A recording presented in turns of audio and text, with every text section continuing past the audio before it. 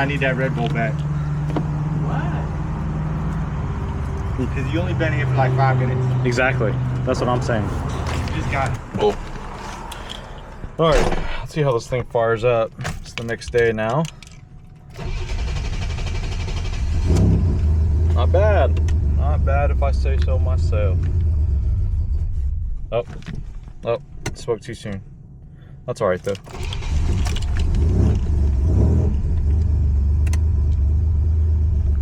Okay, so we got to do a little bit of cold start idle, which is, I call that a win, really. So, okay, so we're good to go. We got a wideband on order. All we can do now is just wait. But as you can see, it started right up. No. So I found the IAT, it was just sitting down here. So from the factory, they're actually just in the air box. But because we're on the Megasport, we need to move this. So this is gonna have to get extended, and we're gonna run it into the charge pipe here. So now we can fully delete the math, and we're gonna extend the filter to put it here to get it further away from the motor. And Jeremiah has already started working on the O2 bung here. So fortunately enough, we're able to do it in car. So the factory O2 bung used to be here, that was leading up into the turbo. And as you can see, this is capped off already with a bung. And so we're gonna have the new one here, and the new actual AAM wideband is on its way here. All right, so we got the IAT marked out where we're gonna go. The wires down here are pretty messed up, just from old age. Like you can see you may not be able to see it, but the insulation is cracking pretty bad.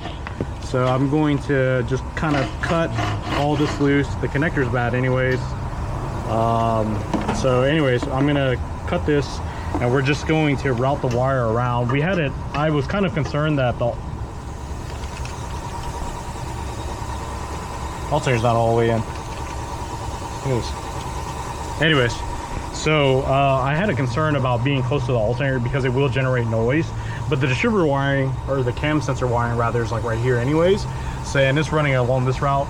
I mean, if it doesn't have electrical noise from the cam sensor, IAT shouldn't cause any problems. I'm gonna look into this though, because that's not good at all.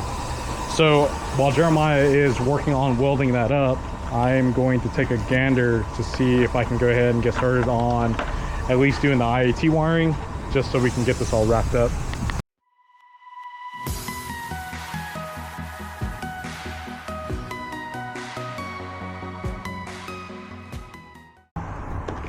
All right, so we got the IAT wired up here. Just so you guys know, IATs don't have polarity, so it doesn't matter which way you wire them. And then I heat shrinked it all down here, and it should be good to go. I give it a little test tug here to make sure that it's good. And so we're just gonna kind of route this guy away from everything, and we got a little bit of ample space here for me to do like a service loop on it, but that should be basically ready to go in my opinion. And then we'll hit this with some Tesa tape just to get this all prettied up, and then wait for the intake pipe to actually get done, and I'll start routing everything in so I can figure out how much of a service loop I need to add. Okay, so we got the pipe back on. It's cool to the touch now. Be careful because you don't want to melt the plastic on this. So anyways, it's cool to the touch now. I've got a little bit of how I want the wiring done, so I'm going to get started down here with getting the service loop wrapped up, and then I'll route the wires, and then we'll go back and tape it all back up. All right, so here's the math. It's not really a restriction in my opinion, but it does get it out of the way and it cleans it up. This pipe actually is steel, so we didn't have any steel piping to do, so we just added a piece of aluminum here.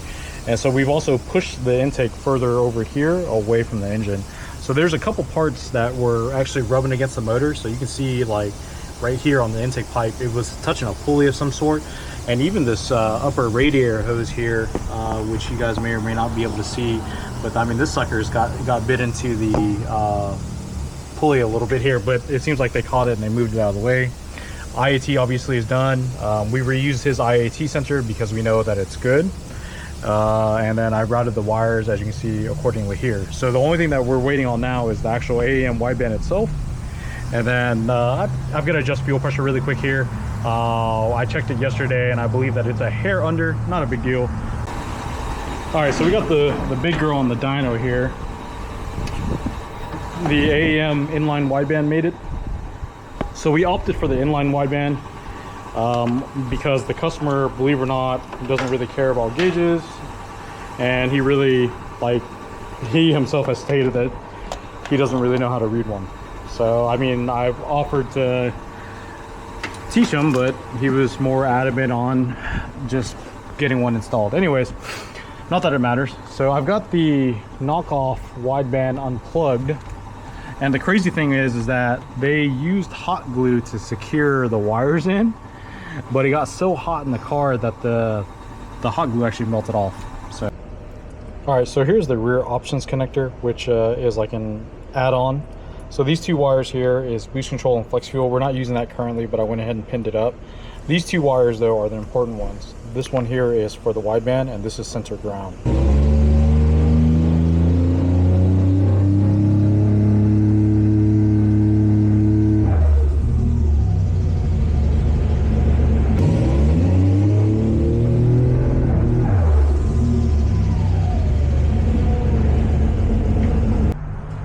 All right, I think I got it.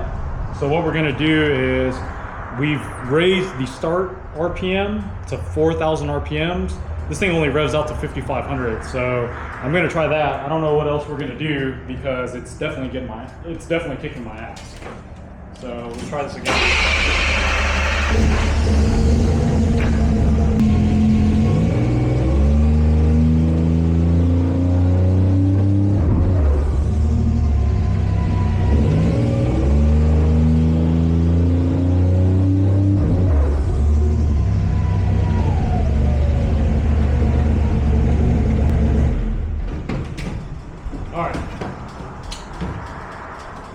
So we hit boost cut.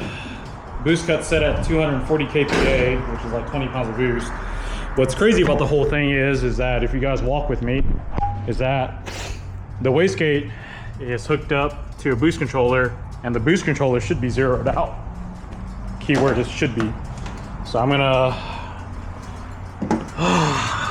check this out here and just see. It's all, of course, it's hot. Yep. Yep. So the wastegate is, or the boost controller is all the way shut.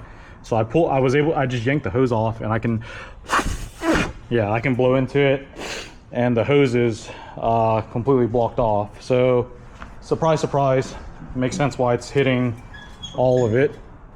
So I'm gonna see if I can try to undo this. Jesus. Well, okay, so that sucker is completely tight. All right, so I was able to get the hoses back on. I got like a little hose adapter there. So let's try this for the 10,000th time here and see if we can actually get one solid pull into this thing, because it's not looking good.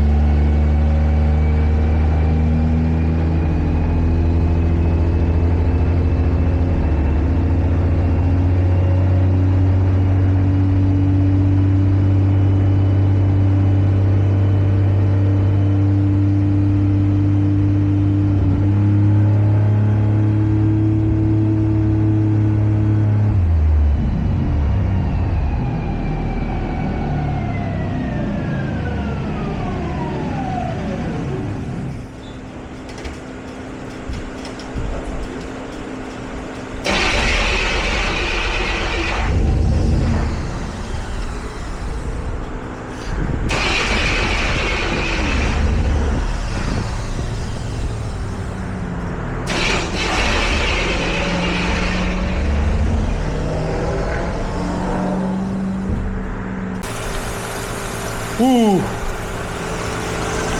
something was smoking down here, like not in a good way, but that shit was scary. So fortunately enough, I was able to put it out, but it's not a good look. Something definitely, I'm not sure what it was, but there was like some smoking over here. So something definitely went wrong. All right.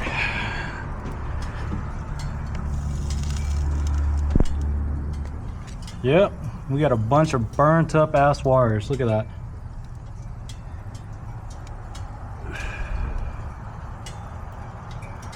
Uh-oh.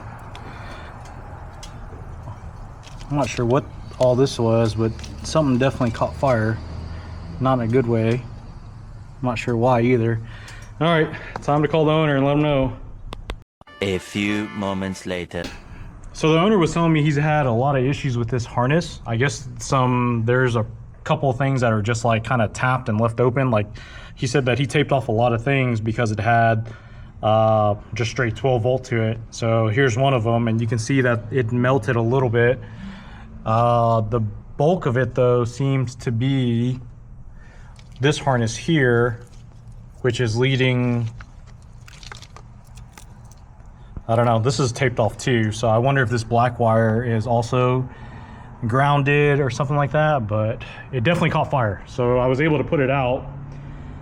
I wish I kind of recorded it because it was kind of cool to watch, but man, it was scary as hell. I've never had a car catch on fire on the dyno before, and I've had some cars throw rods and all sorts of stuff on here over the years, man, but I've never had one catch fire. So like all this stuff here is just melted. Some of the wiring that I did is also melted, it looks like. But man, that was scary. I disconnected the battery. Apparently there's another battery in the trunk as well that I just got done disconnecting. But man, it scared the hell out of me. I've never been so afraid before in my life. My heart's still racing. Anyways, looking at the clip though of the dyno run, you can actually see it smoking a little bit, but I guess it wasn't actually on fire yet. So unfortunately, we're gonna call this one a day. He's gonna have to pick it up and figure out what to do because I'm definitely not messing with this.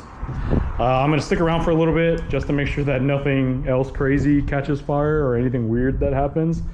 But you guys can even see on the dyno runs, out of all the ones I did, all of them were just a mess. It wasn't smooth, had all sorts of problems, so something definitely ain't right. It's real unfortunate because I was hoping this car would be a done quick and easy ordeal, but you know, when it comes to old cars, you just have old car problems, you know? So unfortunately, this is just one of those things where we've got old car problems.